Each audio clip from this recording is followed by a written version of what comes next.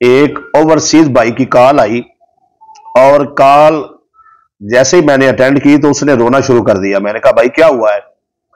कहता है लुट गया हूं, बर्बाद हो गया हूं, तबाह हो गया हूं। मैंने कहा भाई कोई बात भी तो बताए। कहता है मैंने प्रदेश में रहकर काम किया और पाकिस्तान में अपनी वाइफ के अकाउंट में, अपनी बीवी के अकाउंट में सारे पैसे भेजा करता था और अभी एक मकान खरीदना था तो मैंने जो है वो रकम, वो तकरीबन कोई 1.5 करोड़ रुपया बता रहा था, वो भी अपनी बेगम के अकाउंट में ट्रांसफर किया। और बेगम से मैंने कहा कि जब ये मकान खरीदोगी तो मकान को मेरे नाम पे लगवाना। लेकिन बेगम ने क्या किया है कि वो पैसे निकलवाए हैं और मकान जो है वो खरीद कर आधा अपने नाम लगवा लिया है, आधा अपने भाई के नाम लगवा दिया है। मैंने कहा भाई ये बताएं कि आपने पैसे किस तरीके से दिए हैं? उसने कहा जी कुछ मैंने अकाउंट में ट्रांसफर किए हैं और 50 लाख रुपया जो है वो मैंने अपने एक दोस्त के जरिए से दिलवा दिया है। तो इस तरीके से मकान जो है वो आधा मेरी बीवी ने अपने नाम लगवाया, आधा अपने भाई के लगवा दिया। तो मैंने कहा अब क्या हालात है? कहता है वो ये पुरानी बात आपको सुना रहा हूं, अब तो केस चल रहा है, 2 साल हो गए अदालत में केस चल रहा है।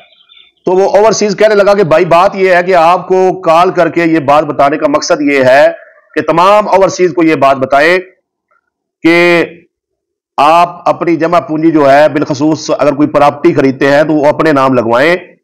अब जब मैं बीवी से कहता हूं कि चलो तुम भाई से जो आधा मकान उसके नाम लगवाया वो तो अपने नाम लगवाओ, चलो तुम सारा अपने ही लगवा लो, तो वो कहती है नहीं आधा जो है वो भाई के नाम ही रहेगा। बात आगे बढ़ी है तो बीवी जो है वो लैदगी की तरफ जो है वो सारे मामला चले गए हैं। मेरे घर से सोना भी ले गई है, पैसे भी ले गई है, मैं बहुत परेशान हूं। तो मेरी तरफ से ओवरसीज को यह पैगाम दें कि कुछ चीजें अपने हाथ में भी रखा करें। तो ओवरसीज को चाहिए जब पाकिस्तान आए तो अपना अकाउंट खुलवाएं, एक लिमिट तक जो है आप अपनी वाइफ को खर्चा दें और बाकी पैसे अपने अकाउंट में रखें। प्रॉपर्टी जब खरीदे तो उसको अपने नाम पे ट्रांसफर करवाएं।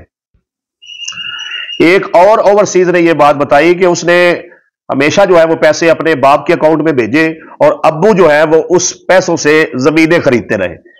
और अब जब मैं पाकिस्तान गया हुआ था तो मुझे पता चला है कि मेरे वालिद ने मेरे पैसों से खरीदी हुई सारी जमीनें जो हैं वो मेरे अलावा दीगर बहन भाइयों के नाम लगवा दी हैं। तो मैं ओवरसीज भाइयों को यह पैगाम देना चाहता हूं कि आप वालदैन को खर्चा दिया करें, उन्हें अच्छा लिबास पहनाया करें। अगर कोई मकान खरीद रहे हैं तो वालदैन को कहें जी बिस्मिल्लाह आप इसमें रहे, आप हमारे वालदैन हैं। अगर कोई दुकान है तो उसका किराया जो है वो अभी अबू को दिया करें जी ठीक है जी आप किराया लेते रहे। इस तरह की चीजें किया करें।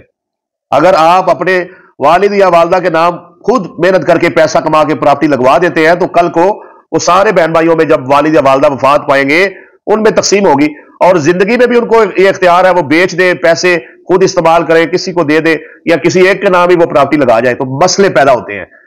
तो मैं ये कहना चाहूंगा कि वालदैन पर खर्च करें, हद से बढ़ के करें, लेकिन ये ना करें कि वो आपकी जिंदगी भर की जमा पूंजी की से खरीदी हुई जमीनें, प्लाट, दुकानें और प्लाजे जो है वो आपके दीगर बहन भाइयों के नाम लगा जाए। जो आपकी जमा पूंजी है वो भी लुट जाए और इसके साथ साथ जो आपको अब्बू की तरफ से या अम्मी की तरफ से हिस्सा आने वाला था वो भी दीगर बहन भाई जो पाकिस्तान में रहते हैं वो अपने नाम लगवा ले। तो ये भी एक ओवरसीज ने जो है वो कहा कि मेरा पैगाम जो है वो आवाम तक पहुंचाया जाए, तो मैंने चाहा कि आपके साथ इसको भी शेयर कर दूं।